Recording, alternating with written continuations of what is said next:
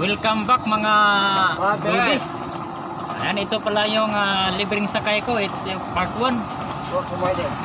Sakay ko si Coco Martin ng Isabelite mga idol. At ito nga ay lilibre ko siya sa kanyang pagsakay ngayon. Hindi ko siya sisigilin na pamasahe. Siguro kilala niyo siya dito sa Isabelite. Ayan shout out na lang sa lahat ng kanyang mga kaibigan. Ayan, siya po ay dito taga proper ng Isabel. Ayan, tumutulong siya sa pagta-traffic dito sa Isabel. Ayan, kahit hindi siya sinasahuran, talagang sobrang sipag niya dito mga idol. Ayan, yung mga kagaya niya ang dapat tularan mga idol. Ayan. Ayan, marami nakakilala sa kanya. Ayan. Siya nga yung kauna-unahang naging libreng sakay ko dito sa Isabelite. Ayan. Sakay siya sa akin sa video. Ayan, bababa naman siya sa St. Martin mga kaking. St. Martin.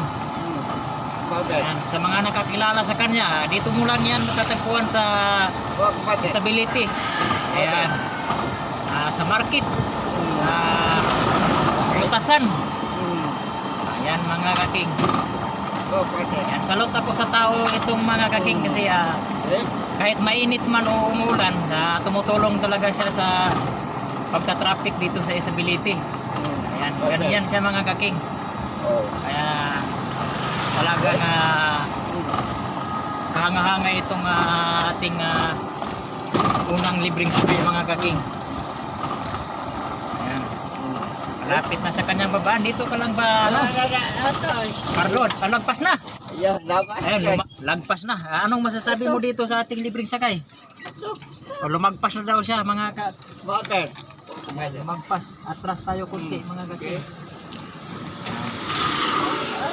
Okay, ito na. Ayan, dumating na siya mga idol, mga kaking. Ayan.